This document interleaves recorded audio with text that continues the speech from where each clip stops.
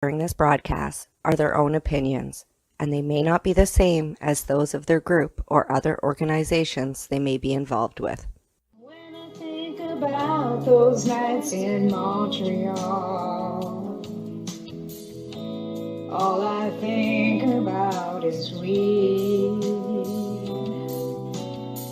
Memories of city lights and packing bowls. Oh, we tried to legalize it. Bonjour, mes amis.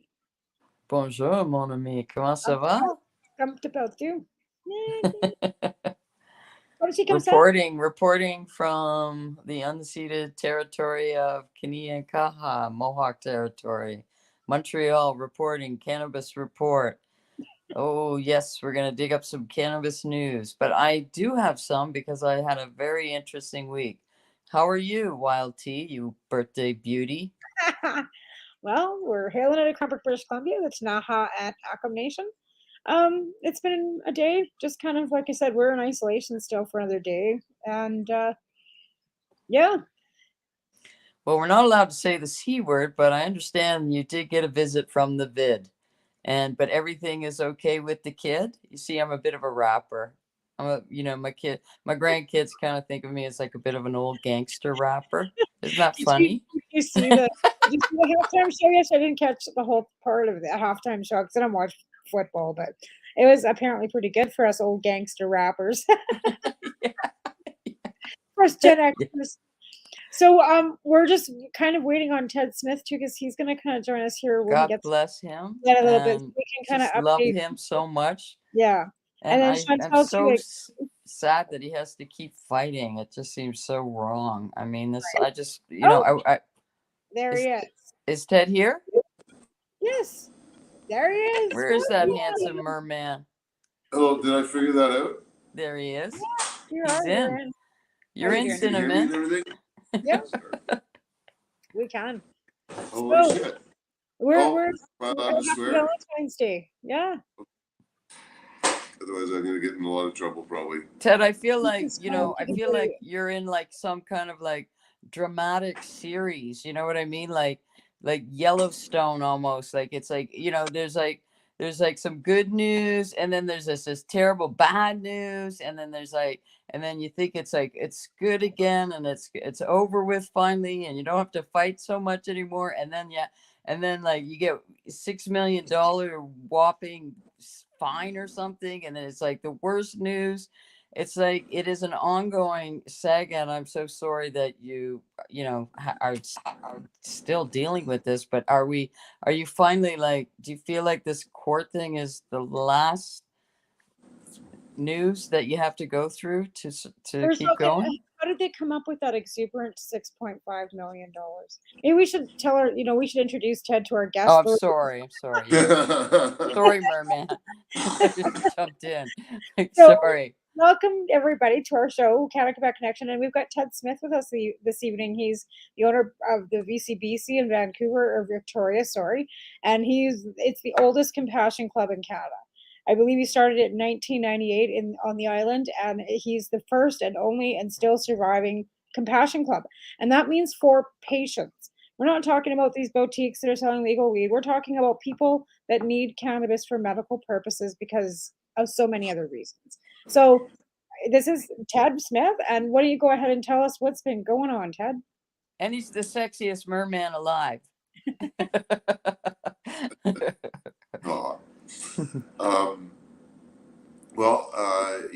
It's been quite a journey since starting the club. It's been 26 years ago.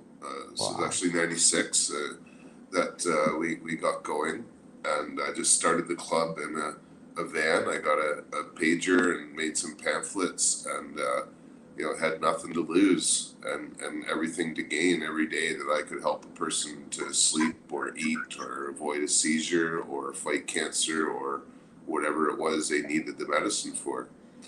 And so, 26 years later, this is like the little miracle on Johnson Street, we call it, because we've been able to help thousands of people, not only through our doors, but in teaching people how to make medicines and fighting to the Supreme Court of Canada in 2015 to make edibles legal for everyone in the country, to teaching other dispensaries for years how to run their clubs and share our standard operating procedures, and publish a national newspaper. There's been so many things that have happened over that time, that as you say, we it's been like this epic series that we're in, like season 5 kind of thing. Yeah. or season 15, but Ted, I was one of the lucky ones there in Ottawa during that amazing historical experience. And so do you have to go all the way to the Supreme Court again? Like, what's your path forward at this Okay, point with yeah. the So, courts? yeah, I didn't really talk much about today. So so with legalization, the province was given the authority to enforce the recreational scheme. And so Health Canada's got this cozy little scheme set up where they run the medical program in Ottawa and allow the provinces to run the recreational and do all of the punitive measures. And so within a year of legalization, after some raids and threats, they shut down most other dispensaries. And then they raided us. And then they came again about 8 months after that. And so the way they've calculated the fines here, and you can go on the Cannabis Digest, we've got a link to the fine that the CSU's given us. But what they did was they added up the value of the first raid, and then they added up the value of the second raid, and then they calculated how much sales we'd done in the 8 months between them, put it all together to come up with around 1.6 million, and then they doubled that to 3.2 million. And so our society and its board of directors, which includes me, was fined $3.2 million. And then in a separate act, the director, Jamie Lip, decided that I should also get my own little $3.2 million fine. So the total is about 6.5 when you put the two together. Unbelievable. I feel special. Yeah.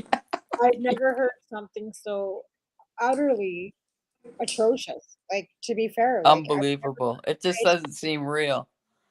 It is unreal, and it's completely out of step with anything that's happened in this industry, or really in other industries. Like, to double down on the owner like this is unheard of.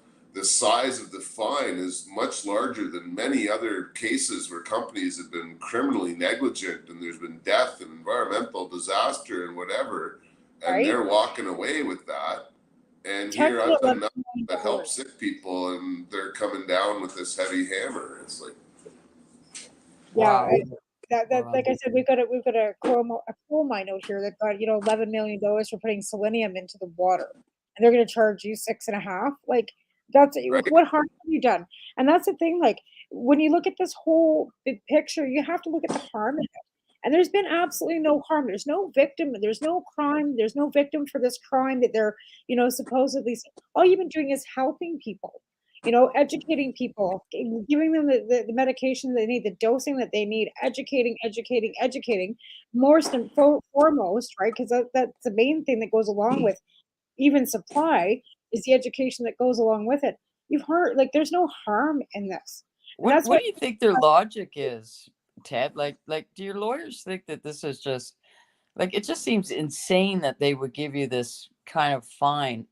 And are they just trying to, is it just in their minds, this is just a thing to kick you to the curb and make you say, I can't take it anymore? Like, what's going on?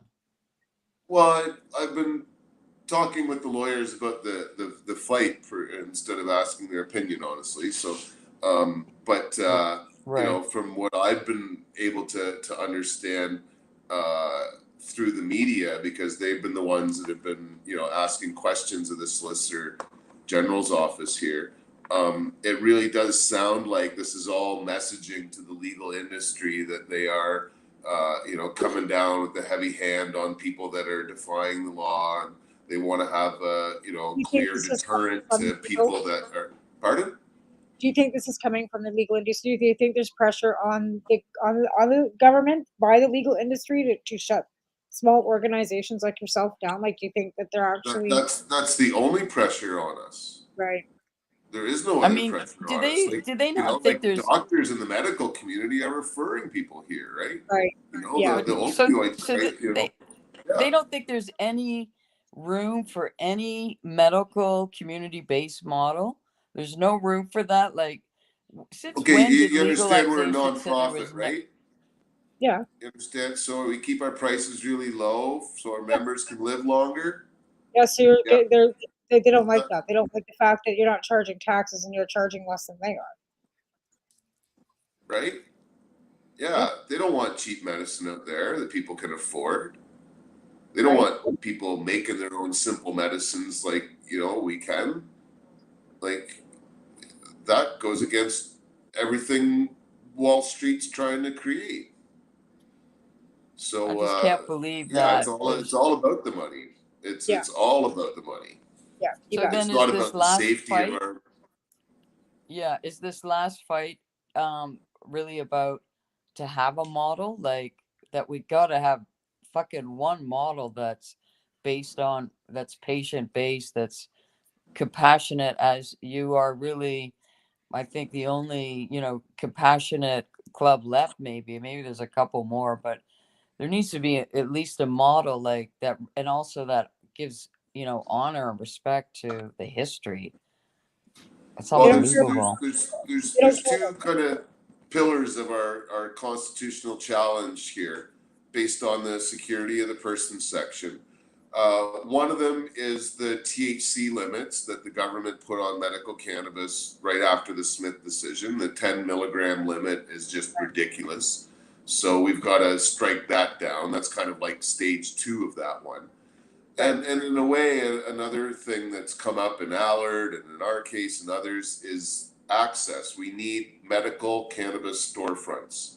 Yes. We need places where cancer patients can walk in the door, talk to a pharmacist about drug interactions and which combinations of CBD and THC they should be looking at, and have it all licensed and legal. Whether it's a little nonprofit society like us or Shoppers Drug Mart, really, I don't care, but patients deserve better than what they're able to get now with, having to use like one LP. And Shoppers, like, I know Shoppers has their licensing or whatever, or apparently we're supposed to, but you don't hear people going to Shoppers Drug Mart. I don't hear, because it's only online. Oh, okay. Right? Yeah, because they can't have a store where, so they can do like an online store and have all these LP products available. Right? So I think somehow that might skirt the rules where you're only allowed to work with one LP if you have a medical license, which is just absurd by itself, right? Like, if you find a capsule from one company and a saw from another, you got to pick which one you're going to get because it's medical. So I think Shoppers might be able to try and get around that, and I'm not sure on their websites but they don't have them. I know they want brick and mortar stores, but they're not allowed to do that. So, I'd be happy for the government to put us out of business and for us to have to, switch gears and become part of the legal system, because it's, there's no sense in staying illegal. But they haven't done that. They've created a situation where I've got to dig my heels in and prepare for any number of scenarios as the hammer keeps coming down on my head, to keep medicine flowing so people can keep going, because that's what matters to me. But it's really really frustrating to have one thing after the other come down. After getting the fine last week, within 6 hours they shut our GoFundMe. That's another part of the story. Just today we were notified that we've lost our GoDaddy website, And so now we're trying to scramble and get other websites going so our patients across Canada can still get some medicine, including a whole bunch of new patients from the Montreal Green Cross, Right. because they've been shut down and they've referred a lot of their patients to us, in particular because we're one of the few places to find suppositories, like legal or illegal. And we've increased our line. We have 7 options now for patients. That's It's amazing that really, you're working with them in Montreal. You're all the way in BC, and their cases also doesn't make sense in the sense that they were raided but not arrested, but just trying to destroy their business, it would seem. yeah. And Well, but and the there's got to part that, be, I just can't believe that, there's not going to be allowed a model like yours. Like, how can there not be when it all started from your model? Like, it yeah, just, that's just so, it's so, to me, so disrespectful. And also just wow. I mean, yeah. I, What's that, happened? that they gave you that fine and then shut down your GoFundMe. It's unbelievable, bud. The, I'm sorry. the situation in Montreal, because I understand this is a French based or Quebec based show. Quebec. Uh, Yeah. Well, I'm in it, BC. Okay. Connection. Though online, it's everywhere. Yeah. But the situation there has actually even brought more evidence to the reality of this being a life-saving organization, because they cut off thousands of patients from their medicine there. There's children with epilepsy and autism that the government actually referred to the Green Cross that are now left without their medicines, and they're reaching out to us, the furthest place from them in the country, across the language barrier. Like, we've actually had to hire a French speaking staff person, because we've got a whole bunch of people that can't even speak the same language as us, that are just desperately hoping we can help them here, because they can't find anything legal or illegal in French speaking Canada anymore. And even in English speaking Canada, like, we're one of the few options where we're standing there still helping patients. It really shows to the security of the person issues that we're trying to bring up in court. So Right. And So when is court, Ted? don't know yet. Okay. Still working with the lawyers. Couldn't happen soon enough with all the stuff they're doing, honestly. are you going to But go to go to BC Supreme, or are you going all the way to back to Ottawa for Canada Supreme? well, we won't know if we get to the Supreme Court till we've passed the Court of Appeal. Right. Okay. That's what I was thinking. Because Yeah. the reason that we got to the Supreme Court was there was a dissenting judge at the Court of Appeal level. Right. And if you don't have one judge in dissent at the Court of Appeal, the Supreme Court is very unlikely to look at a decision. Right. If they're like 3 judges agreed with that, they're like, that's a solid decision. Like, there's got to be something outstanding where the court, at the Supreme Court, it's very rare that they're like gonna overstep 3 judges that agree with each other. And so we got lucky. We had this one, I'll say, anal judge at the Court of Appeal that kind of gave us that opportunity. And interestingly enough, we're working with Jack Lloyd. We've switched law firms here recently because Jack's leading the case law in the country, and it made no sense for us to pay for another law firm to do a lot of the same groundwork. And we might not even be the ones setting the precedent. Jack has some other cases I can't disclose, but they may be proceeding ahead of us. So we might actually be piggybacking our case and injunction kind of off of that. So, Okay, so there are other models like your model that that they're defending, and hopefully will set a precedent to thank you. have these models be allowed, like, across Canada. No, it's a retail sort of recreational group behind the constitutional challenge, but the actual arguments are virtually the same. Are they? And so I haven't read the constitutional challenge yet, but I'll see. But it comes to the matter of standing that we won at the Supreme Court of Canada, which is that a person can't be convicted or punished for an unconstitutional law, whether that law affects them directly or not. And so it's my understanding that these defendants are saying that you can't fine us because your whole regime is unconstitutional and you don't have the sort of legal authority to punish anyone until you have a medically sound marijuana medical marijuana program. Right. Yeah, because they've never finished. Like everything's just been left after legalization. It was just like, oh well, there the medical patients we've got access. Go to hell. In reality, we don't have access. We've got access. Sure, you can go to the store and pick up whatever. But you're not picking up what you want. You can't go in and talk to anybody about what you need. That's not access. It's been a huge step back, really. Yeah, and it's been a contributing factor to the opioid crisis. Like in Vancouver, people a few years ago had easy, cheap access to a whole range of cannabis products that they've just lost. And a lot of them have turned to street drugs and prescription drugs and, alcohol and other things instead of buying the inexpensive pot in the stores. Like the first year, they wouldn't even sell a cookie. That was insane. They still don't really sell cookies. You can get, to be fair, drinks. I've seen people with drinks and chocolate and candy, but I don't see any cookies. I don't see. I don't think there's any edibles in the Quebec stores yet. I'm pretty sure they haven't even got to that point.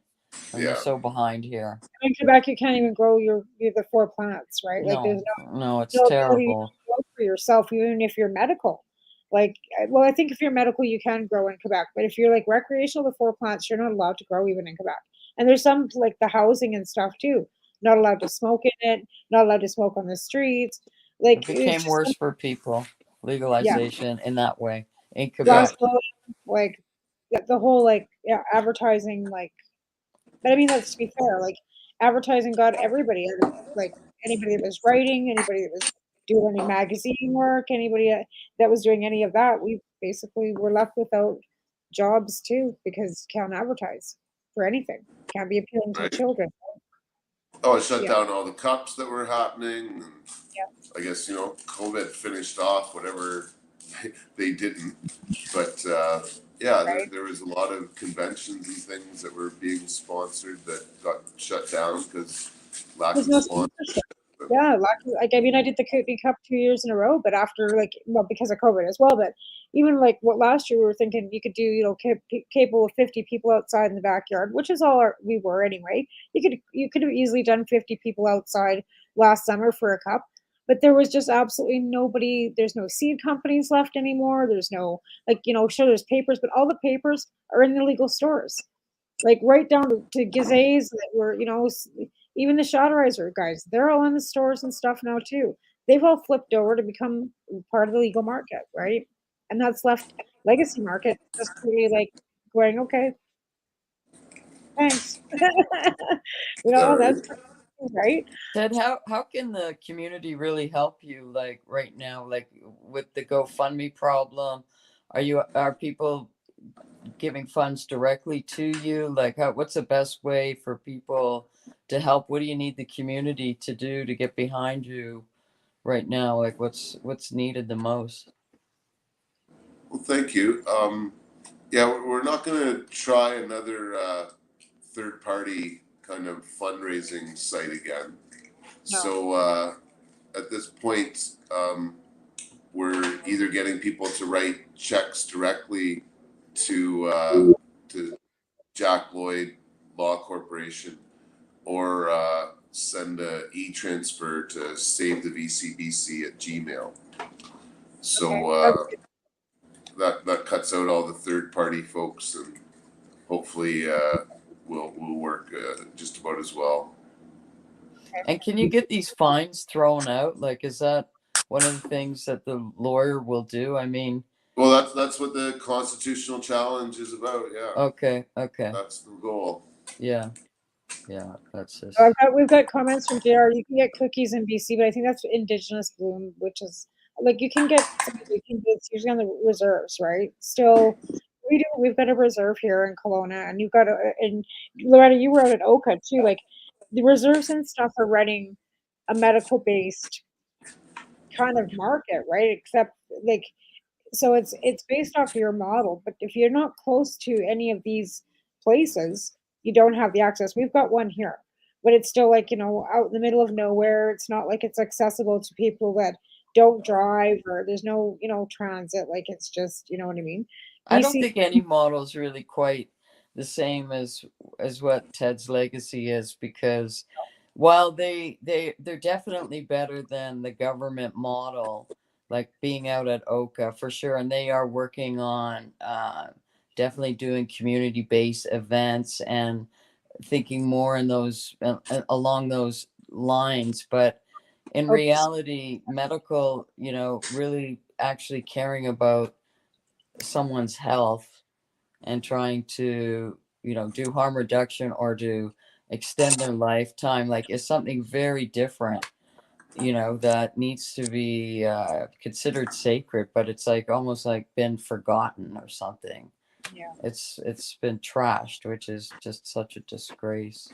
Well, like I said, I think that a lot of the Indigenous First Nations are using the dispensary model that was prior to legalization in a lot of the reserves. Like Yeah, you said, yeah, like when you were out at Oka, right? And the fact that you'll be able to go out there too. Like, I mean, even for anybody that was even like working out of their home per se, helping patients. A lot of people, like a lot of my patients, are either going out to the reserve now or for going into sure. stores because of the Yeah. variety that which is unfortunate. It really it hurts. It hurts. But you Well, know I what? just, people do need medical models and they need community based models. They need the lounges too. People need to go to a place where they could get sound advice, like Ted said, about whatever How does this affect the indicative with their drugs, that information, all of that. But that's really what distinguishes the medical model from yeah. any other model, really. But there's been no, the government really didn't care to try to do anything to save it, and doctors still seem reluctant to consider it as a medicine, even though they're prescribing it more or whatever, they're using it more in hospitals. Like, But things they have still want to changed, allow there's us no to have question, because of bakeries medical. and restaurants and lounges too. Like, you know what I mean? That's another route for harm reduction. But again, these are all things that we should be working forward for that they're not allowing us to do because it might be appealing to, the non-user or to the children. And I think that's really like like that's crossing a borderline. Like you're allowed to have a bar, and you can in British Columbia you can take your child into a bar until 9 o'clock at night, like a pub where they serve food, but it's a pub setting, it's a bar. People are playing pool, your kids are sitting there, people getting drunk, right? But you can't have them like lounge. Like it just this isn't the way it was like the model. Like it's just off completely with no lounges even. Like that to me is like really not ideal. Like, Yeah, because it's just been about money, money, money at yeah. this point for them, and they've made enough money. How many billions do they get to make? Like, before they like address the past Right. and the need for medical. Well, I know they've dropped some security. If you want to work in a store now, or if you want to, like, even with the micro crafting, they in BC, I think they've dropped some of the security regulations for that, so that more people can get into the industry. But you can't. I just no. I'm good. We should probably take a quick break here and thank our sponsors so that we can keep paying our bills. We'll be right back with after a 3 minutes commercial from our sponsors. Maybe 4. You're listening to the Pace Radio Network here at paceradio.net.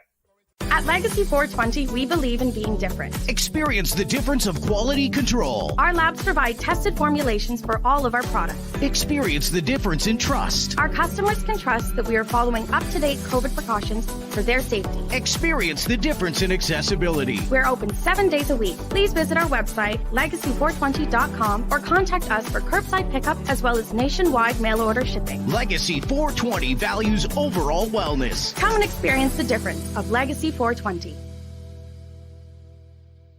Did you know that the Pace Radio Network isn't just a radio network? That's right, because most, but not all of our programming is now done via video and is then podcasted at paceradio.net. So if you want to watch, yes, watch our programming, you'll find us on the Pace Radio Network's Facebook page, plus the show's own page, and you'll find us live on the network's YouTube channel. And don't forget, you can find it all, video and audio, at paceradio.net. Enjoy the buzz of legalization with Campbellford Lifestyle Shop. From lights to plant nutrients, books, consumption accessories, and more, we've got all your basics to grow or consume cannabis. Visit our info center or take a look at our piercing services and body jewelry, now available in-store through Campbellford Lifestyle Shop, 17 Bridge Street West, Campbellford. The People Advocating Cannabis Education Radio Network, found at paceradio.net, provides its listeners with news, information, and a place to be heard. This is done through our 5 weekly live video and audio broadcasts that cover cannabis and psychedelic news, plus those we interview. We get started Monday at 10 a.m. Eastern with the Reefer Reporters. Then at 9 p.m. we are live with Canada Quebec. Tuesday brings you Open Your Eye or the Psychedelic Reporters at 7 p.m. Wednesday at 8, we are live with the Pace Radio Show. But we're not done yet, because on Thursday, the Reefer Reporters return with another Reefer Report. Meanwhile, once a month, Thursdays bring you the Grassroots Advocate, the Pace Radio Network's audio magazine. All these shows, plus more, are found right here on paceradio.net. A doctor's job is to relieve your pains. And when it comes to growing cannabis, the biggest pain is trimming. Let Dr. Buck Cannabis Trimming Solutions take the pain away. Whether you're a home grower or a commercial operation, we have the cure. From 4 plants to 400 plants, garden size doesn't matter. Dr. Buck Cannabis Trimming Solutions comes to you with years of experience and professional discreet service. It's simple. We trim your weed and we do a damn good job. Visit drbuckcts.com to book your trimming. What is the People Advocating Cannabis Education Radio Network? It's a network of people advocating cannabis education. CTCP operates a medicinal cannabis signing clinic. If you want to grow your own medicinal cannabis and are located anywhere in Canada, then I'd like to suggest that you give them a call. They can be reached at 1-613-967-9888. That's 1-613-967-9888. And grow on with CTCP. Who has huge buds? You do. If you shop at BMA Hydroponics, attend one of BMA's educational seminars and learn the secrets of growing, harvesting, processing, and consuming quality cannabis and cannabis products. Learn how to make better extracts, edibles, and medicinal creams at prices you can afford. Visit BMA Hydroponics at 404 Maitland Drive, Belleville, or call 613-967-9888. The only way to go. We are People Advocating Cannabis Education here at paceradio.net.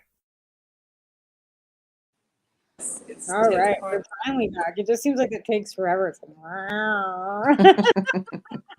It's like, oh my gosh. So, but we are live on Facebook and YouTube. So, Coolio. So what's going on a day? You just still keep business as usual, Ted? Like everything's just kind of trying to keep the doors open, or where are you guys heading for this? Well, I guess as close to usual as possible. They shut our website today, so we're scrambling to work on that problem today and other things. But for the most part, the members don't see any difference. We're, helping them out, the ship afloat, as it were. Right. So, every day that we're open, Ted. is a little miracle, right? Ted. One of the highlights of my life Yeah, but as it's an really important to activist. me that. Oh, am I on mute? No, No. we can hear you. Oh, I can't hear you though. All of a sudden, what the heck? Okay. We can hear Can you you. hear me right now, Weird. Ted? No. Oh, I couldn't. All of a sudden, there. Yeah. There we go. Okay. We can hear you. Okay. I just wanted Yeah. to say, being at the Supreme Court was like a highlight in my activist life. And one of the reasons was it was so euphoric, achieving that, but also because the Supreme Court justices, they were always looking out at us like we were an achievement for them because the law is so elitist and it really isn't accessible to regular low income people. But on that day, with all who were there, that's who was there. And I felt like, the Chief Justice at the time, her name escapes me right now, but she was looking so happy, like this was such a healthy sign of democracy that we were there. And it was true, it was. But I just feel like we should write them a letter and say that they have fined you $6 million, that this is what's happened from that point to this point, which just seems like a I don't understand. Like that's the thing fucking too. bizarre story. Because of the Smith ruling, like that, because the government screwed up the actual reading of that and put limitations on because in that ruling it said we were allowed to consume cannabis in all forms. We were allowed to share it. We were allowed to and that came out of legalization per se, but it didn't. That was a medical decision made at the Supreme Court level. So that's why I'm not quite understanding how this concept of how everything else got twisted by the government, which we had in power at the time, I to just can't change believe the there whole isn't a model. actual ruling to what it was, because it wasn't the way it was written, right? Like that's how I interpret it. It was twisted. It was twisted to benefit the government and the way they wanted to keep, within regulation for the average Canadian, because apparently, and then they did that whole study on the cost effectiveness to what they were paying for the veterans, right? And when they realized that they were paying a lot of money out of pocket for, these larger prescriptions for veterans, that's when they came up with this 3 to 5 gram limitation. It had nothing to do with what the veterans needed. It had everything to do with what the government had to pay for it. So again, rolling back to dollars and cents, like Yeah, that should have been fought. Absolutely, that one too about the veterans. Absolutely, that should have been fought. And they freaked out because all of a sudden all these veterans wanted to have 10 grams of cannabis a day. I, for one, was recommending that as a part of whatever, right. when I would talk If to you're them or making whatever, if they extracts, you wanted to need make that much. oil and It's not stuff, more. Like, but but again, we they never were on really got so through many the pills, and so they were so happy. But that seemed like that should have been fought, that got reduced, like that somebody just magically came up with that, like that there was no medical value. Like somehow they seem to have like stripped medical value through the process of legalization. That just seems fucking because they still do not immoral. recognize cannabis as medicine. They still, Health Canada still has that little banner right across their website stating that they still do not recognize cannabis as medicine. They still have not taken cannabis off the CBSA so that they can actually research it for the benefits of it. They research it, they test it for THC, CBD, CBHs, and all this stuff in the legal market, but that's not testing it or researching it for what the benefits for MS or the benefits of cancer, because they haven't removed it off the CBSA. So until these other things that are still hanging about, but again, Health Canada doesn't recognize cannabis as a medicine. So we're right back to the same conundrum that we Well, started. they went backwards even, like with medical, it seems to me, since legalization. No way forward, not one, except Why places like people. BCBC have to stay open? Because if we don't have these models left for people, because they're not researching, because they're not looking at the medical benefit, because Health Canada doesn't recognize it as cannabis as medicine, we need places like BCBC. We need places like the Green Clinic. We need these old legacy models that people that know what they're talking about, because the doctors don't. And if they do, they're sending them, where are they sending them? To VCBC, because the doctors don't know either, right? Right. No, it's true, but there is more research being done. I mean, there always was a lot of research anyways, but Ted, have you been invited to do research? Like, I mean, even you and Green Cross doing research would be really interesting, because they are in Montreal, you are in Victoria. I mean, there could be such good research projects in there, in that itself. Yeah, actually, we've connected with Dr. Mary Lou Gagnon, who's based at the University of Victoria. She works with the Canadian Centre for Substance Use. And so right now we're actually in the middle of a study about our smoking lounge, because, Awesome. before COVID and hopefully Awesome, again bud. soon, we have a free lounge here for our patients. So the study is trying to flesh out the different medical, economic, and social benefits that our members get from having access to the space. Oh, And nice, when we bud. get the Love study it. out there, because our province is getting ready to do public input towards allowing, in very limited Yes. number of smoking lounges. That's But it's awesome, all bud. this for-profit commercial stuff.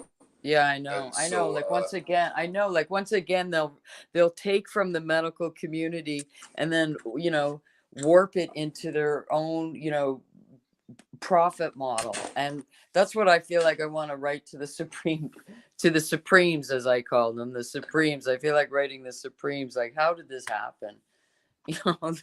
This is terrible, that medical has been stripped away and has become in some ways less meaningful, and yet there's more doctors who are buying into it, and more hospitals also. So it's like, it's just weird how it's inconsistent Well, I how think they're it's really finding in evolving. British Columbia that it's really helping with harm reduction.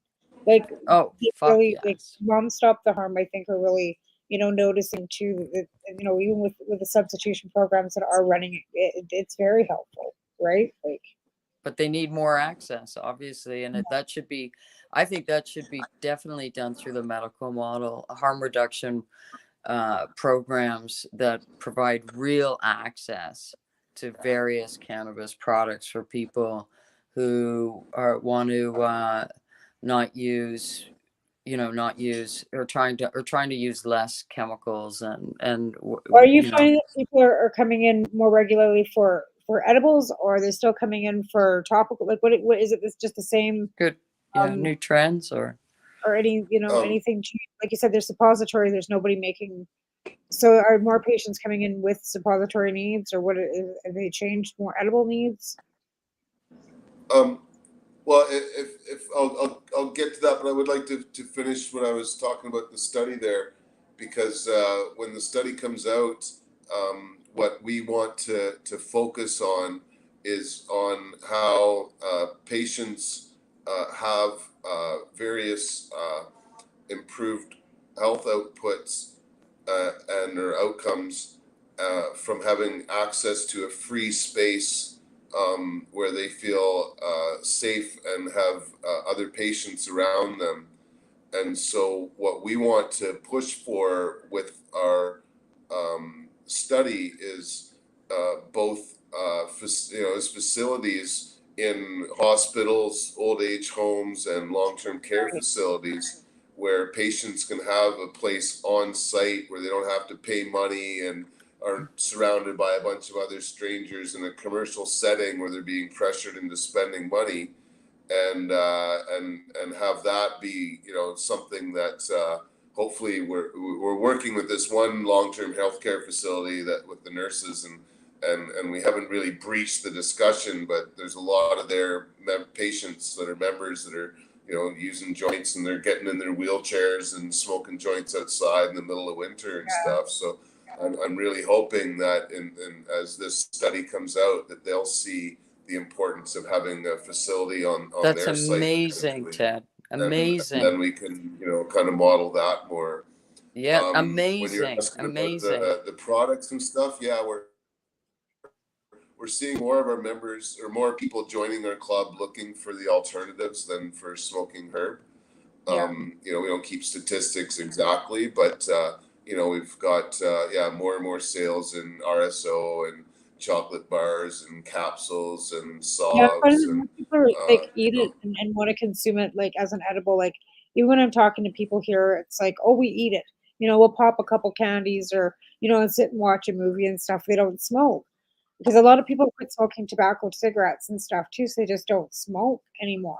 So I'm finding that a lot of people, oh yeah, we eat it. Like that seems to be the norm. Why I can't understand how they're getting any benefit or anything out of some of these one-to-one chocolates that they're picking up at the stores. They're thinking they're baked. I'm thinking there's no way you can be, yeah. right? But I Yeah. just kind of shake my head. But yeah, well, No, I'm but really glad that, that's a you guys are so. fantastic research project We have and to life figure. saving if they are serious about wanting to save people's lives from overdoses. If they really were, they'd also incorporate some projects that test the drugs for safety and other things, and just supporting people in trying to use more cannabis, less street drugs. And that is amazing Well, I though, think because I the feel best like thing about that cannabis is research we can grow it projects opens locally, and we that know it's door. decent. Where we know the drugs that they're getting on the street aren't local and they're not decent. At least in Canada, we know we can still grow cannabis here. We know it's like it's clean, right? We can grow our own. We don't know where that other crap's coming from. China, over over the border. Like everything's such a mess. Like who knows where that? There's not even street drugs out there. It's all benzos. It's not even real anymore. Like real cocaine. Are you kidding me? Like and that's why people are dying.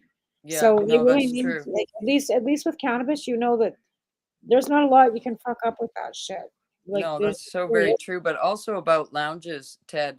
Because I've had many conversations with nurses and whatever on the front lines because I'm there fighting with them.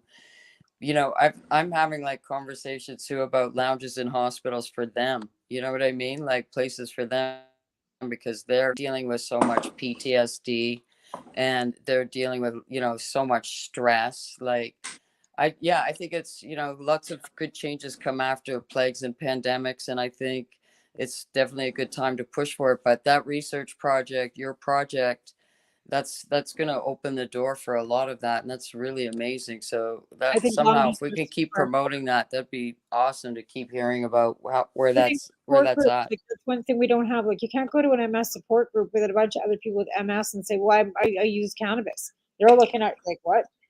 Because a lot of these older people still are still stigmatized with cannabis, right? So a support group where you're going to a place like a lounge where it's at a dispensary where you pretty much know everybody there smokes cannabis, right? It's not like going to your general cancer support meeting. It's totally different vibe. I think that's why it's so important to have the ability to like again educate people in that lounge too with what they're smoking Yeah, and for what sure. they're eating and it's safe consumption. Like So many uh, possibilities. yeah. You could It's have safe mermaid and merman yoga. Goat yoga. There's- yeah, lots of possibilities. With restrictions coming off, we might be able to do something wild like that this summer. We can always hope that things will be better this summer so we can get back to doing our events and stuff. That would be. Yeah, it'd be nice to meet in Ottawa, even I if it still is want for to a do that court 10-year case. reunion, but it's now going into 12-year reunion. Because it was 2011 when we went out there when I first got my license too. We protested on Parliament Hill.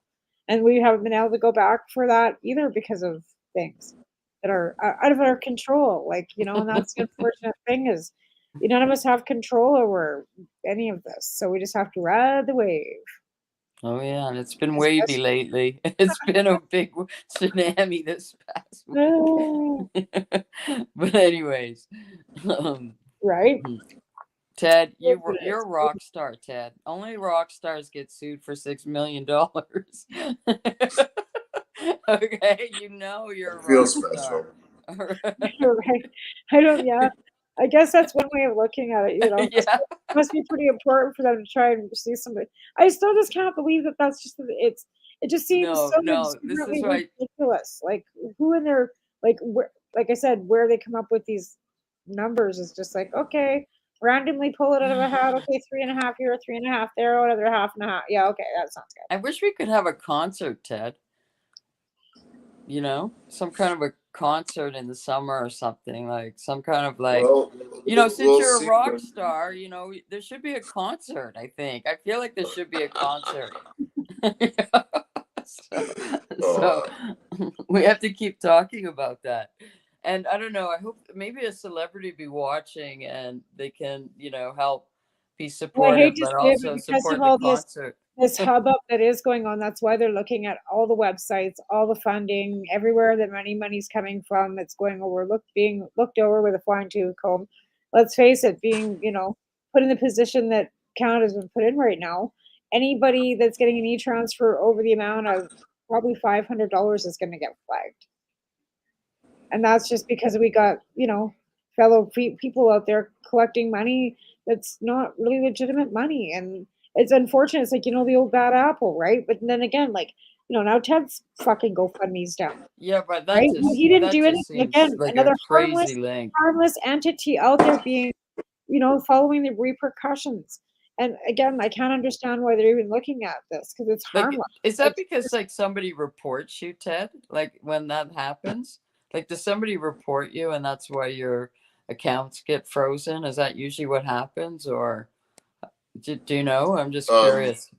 With the GoDaddy, Well, that it and was also the GoFundMe, like just like, is that like for all okay. because Well, of I think that they were separate. I think that the GoFundMe, we just triggered different algorithms, and they saw cannabis and freaked out, especially with all the criticism they're getting for other things. Because we had a GoFundMe when we went to the Supreme Court of Canada, and that was That's fine. what I'm But this saying one too. somehow Like I said, with violated it. the other hubbub that's going on right now, it's flagging everybody for any little discrepancy of any kind. They're just like looking at everything right now.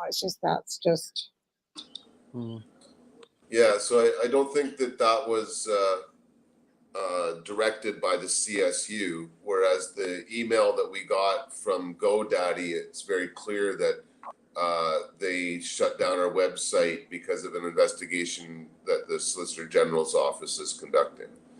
Oh, So the two don't seem directly connected, honestly. No, but good grief. But they'll be coming at us on all fronts. What I want to know is where's the taxpayers' dollars coming to pay for all this great big long investigation? Like, again, for a harmless. Also, I'm also disappointed in the NDP government. Right? I mean, I thought they were going to be a little bit more, also better about cannabis than the Liberals. Like, I'm a little bit, I wish I could be there and shame them. I think they need to be shamed. I'm not sure the NDP government's actually NDP here. It's kind of like riding the wave of like who knows what the fuck these guys. Well, what do you think about that, Ted? Like, I mean, did you think you'd have an easier shake with the NDP? Like, because you obviously were under the Liberals for all those years, and then it becomes NDP around the time of legalization, right? Or before, I'm not sure, but like I just would have thought the NDP would have been a little nicer. Like, I don't know. I'm disappointed. I feel like writing Jagmeet, although I'm sure I already have a few times about you. But it's not Jagmeet that runs it's John Horgan. I know it's not, but Mike I mean they are connected. And all these they're not. No, they're really not. Well, interprovincial and federal, like they do they do talk to each other. They're supposed to anyways. But I mean, what's your take on it, Ted? About the NDP or not? Or do you think it would matter if it was... Well, the NDP have been very disappointing in this file from the beginning on several fronts, including right from the beginning, just from the recreational side of things, not having any commercial licenses in place in the entire province when it was first made legal. And when they started to license stores, the first one was one of their government stores in Kamloops, I believe. Other provinces were much further ahead. For various reasons, the BC government put no effort into creating a bureaucracy and no effort into creating a commercial industry. In fact, it's still under the regime of the Solicitor General. And So it sounds as bad as it's Quebec something almost. that it's not an economic file to them; it's a police file. This should be under a ministry that looks at it as an economic opportunity, No as a kidding. medicine, but instead they're just focused solely on policing. Unbelievable And how dumb they they are. don't I'm care sorry. what Dumb. the costs are. Why we Dumb, have a dumb, CSU dumb. unit, because British Columbia specifically is always out looking for a reason to budget more money into police forcing. Always. Now, I don't mean to Sounds be like rude here, Quebec. ladies, but we're No, getting we're ready to done. close the store here, and, Yep. I'm No. seeing that I'm being needed here. Ted, No, you go always, right ahead. Ted, We really appreciate you coming on in such a so short notice. appreciate it, Letting and us know. so want to hear So more. we will pass on as much information as we can so we can get some help. So again, what's Definitely. that email address for e-transfer? Save the VCBC at gmail.com. Okay. Or checks can be written to Jack Lloyd Law Corporation. Okay. Excellent. Perfect. We'll put that up after the show too. You take care, and thanks again for coming on with us. And Yeah. we'll wrap up here anyway. We've only got about 5 minutes left. So you go ahead, and we appreciate it. We'll have to catch up with you again Yes. soon. Thank Peace you. and love, Thank you for having merman. me on the show. Peace and love, merman. Have a great day, folks. See Bye. you too. later. Rock star. All right. That was awesome. Well, again, that's something that we have to start, continue, because it's not like we haven't been doing the same thing over and over again since the No, beginning. it's great though that he's actually, that research is being done, and there's a gateway, an opening for medical lounges, which is, so important. Like, that's the thing that gets me. It's like medical leads the way, medical's the pioneer, and then medical gets so easily trashed, and then also people who were once medical can seem to effortlessly leave it behind and not, whatever, because everyone wants to make money. But it's just, I don't know, it's disheartening, man. It's just, I find it so disheartening. Yeah. But So what else? but What else? there's hope. But there's hope. But Like now you that said. you wanted to, you had gone out to Oka, like you said, you wanted to talk about that too. We got a few minutes left, so you went out to Oka and checked out things. It was really out there. interesting, and I do think, there is a kind of a indigenous karma with cannabis across, the country. It seems like Oka for Quebec is like paradise, because it really is a free market system within this indigenous territory that is basically indigenous run. And so they have, like, the most amazing products, edibles, beautiful, amazing edibles in the green room. And but just like so many strains, so many Now, can you get those? products, Can and you get any of that nothing you stuff would at the get at the local store. stores? What? No, you can't get that stuff at, say, like No, nothing at, like, that you government could store? get. You could get nothing of that at the Quebec government stores, and the government stores are a lot more expensive for sure. Right. See, and here it's So different. Like our government, BC Mhm. liquor store, JR has been actually making some comments over here. Like, and he tells me this often, that actually the BC liquor store, like store that goes with that, with the government, is actually cheaper than a lot of these private stores, like the one that I go to, that I visit every once in a while, right? And again, like he'll order online too from places that are like indigenous bloom, which, because he doesn't, he consumes edibly, he doesn't smoke anymore. So but again, like I said, I've been out to the reserve here, and there's candy and stuff, but I don't remember seeing any like brownies or oh my God, any like actual there was cookies or beautiful cakes. cakes and hearts, and oh no, the baked goods were just Like, and I see Linda unbelievable. Fazio too, like when they're, because they're out in the Tenanga too, I think, or somewhere out on one of the reses out in Ontario, and I see the beautiful baking that she makes for her Yeah, and I think, Linda they Maurice do, Fazio, yeah. they are going to open a lounge, and they are going to do events, and they're definitely going down that road. So they're leading the way, and it's just Okay. kind of like, I always thought, I always said things like cannabis is But the does cure for they are colonialism. saying bud meal, but does bud meal have like tarts and like, you know what I mean, like fresh bacon? Like this stuff was like guacking.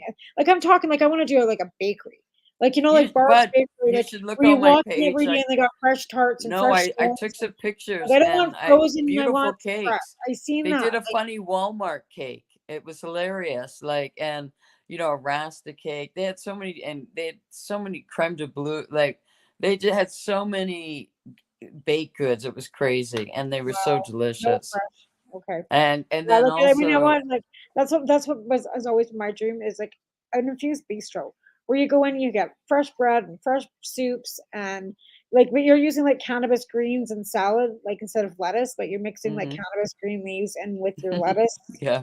and that's your salad. And like, your all your olive oils are different flavors as well as confused with cannabis, so that you're Mm, frying your meat and all your vegetable, or your butters all have infused yummy, in yummy, them, yummy. right? So you're putting like, and so everything in your cooking is infused, like your butters, your oils, so that you're actually cooking like gourmet meals, like even if it's just fish and chips, right? You're hmm then frying that fish and chips in a batter that's got infused oil, in infused oil for deep frying. Like, what I mean? Like, that's my idea of, like, Why an not? infused based Why pub where not? all the That pub sounds food, like all I'd the like pub that in food the is lounge. infused. Like, I'd like you that in got the lounge. Sounds good to me. you got infused chili and infused cornbread and Yeah. infused, Why not? dining. Yes, exactly. Dining food. Like, and infused alcohol too, because you can get infused vodka. I You can get mean, I don't infused like the different taste kinds. of it in much food, but I would like to be You don't impressed taste it. by. That's the whole point of it. Yeah, It's just I like. infused. You don't want a strong cannabis flavor No, in I any of really your don't like cooking. it, that taste, but No, no, no, no, I no, no, think no. No. brilliant chefs know how to use it too. Like, I'm sure it's going to Well, be the thing is such an too, art because form. it's nutty. You can add that nutty flavor to a lot of things, that it actually enhances the beautiful nutty flavor, Yeah, because yeah, cannabis has yeah. got a nice nutty base to it Oh, it's rather than 10 o'clock. spicy, right? Yeah, Like I said, I've got all kinds of ideas, but here's our yeah, time's up. It's 8 o'clock. I'm going to I eat know, some but turkey you got food. me excited about lounge talk. Way to I'm go, going to eat Wild some Tea. birthday cake. I'm waiting. That was great to see Ted. Yeah, it was nice having He's a Ted on rock again. star. Thank you. He's a Yeah, I want rock to thank star you for again for coming sure. on. So anybody who wants to do any financial contributions to Please VCBC, help him. save the Goddess, help VCBC at him. gmail.com, or straight to Jack Lloyd. hmm And many of us in the cannabis community know who Jack Lloyd is. Jack also works very closely with Paul Lewin out in Ontario. So hmm Jack is actually in Toronto. So if you want to get a hold of him, Google him, and all the information, I'm sure, is on Google. But it's save the VCBC at gmail.com. If you're going to make donations, I would suggest you do it in multiple small rather than one large, just because of the way things are going with the banks, and you know things that we're not allowed to talk about. I guess we're past our time. I think we did very well. Night, everybody. We'll be back next Monday, and hopefully talk about things we're not allowed to talk about. Bitches.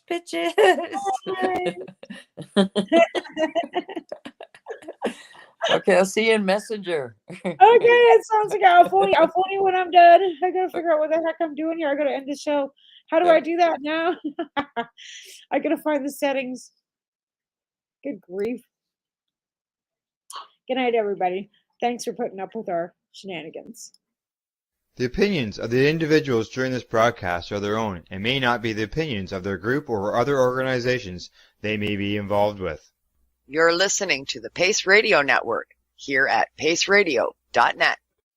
BMA Hydroponics has everything you need to succeed. Visit our hydroponics superstore at 404 Maitland Drive in Belleville, and we'll show you how to grow your own quality cannabis for pennies per gram. We're open Mondays, Tuesdays, Wednesdays, and Saturdays from 10 a.m. to 5 p.m. and Thursdays and Fridays from 10 a.m. to 7 p.m. Call 613-967-9888. BMA Hydroponics. It's worth the drive.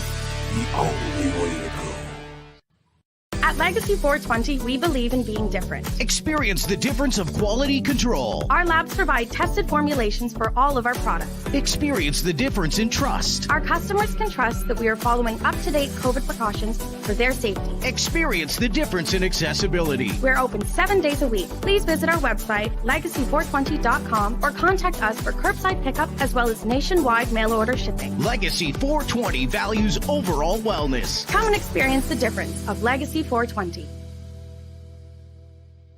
Did you know that the Pace Radio Network isn't just a radio network? That's right, because most, but not all of our programming is now done via video and is then podcasted at paceradio.net. So if you want to watch our programming, you'll find us on the Pace Radio Network's Facebook page, plus the show's own page, and you'll find us live on the network's YouTube channel. And don't forget, you can find it all, video and audio, at paceradio.net. A doctor's job is to relieve your pains. And when it comes to growing cannabis, the biggest pain is trimming. Let Dr. Buck Cannabis Trimming Solutions take the pain away. Whether you're a home grower or a commercial operation, we have the cure. From 4 plants to 400 plants, garden size doesn't matter. Dr. Buck Cannabis Trimming Solutions comes to you with years of experience and professional discreet service. It's simple. We trim your weed and we do a damn good job. Visit drbuckcts.com to book your trimming. Enjoy the buzz of legalization with Campbellford Lifestyle Shop. From lights to plant nutrients, books, consumption accessories, and more, we've got all your basics to grow or consume cannabis. Visit our info center or take a look at our piercing services and body jewelry, now available in-store through Campbellford Lifestyle Shop, 17 Bridge Street West, Campbellford. You're listening to the Pace Radio Network, here at paceradio.net.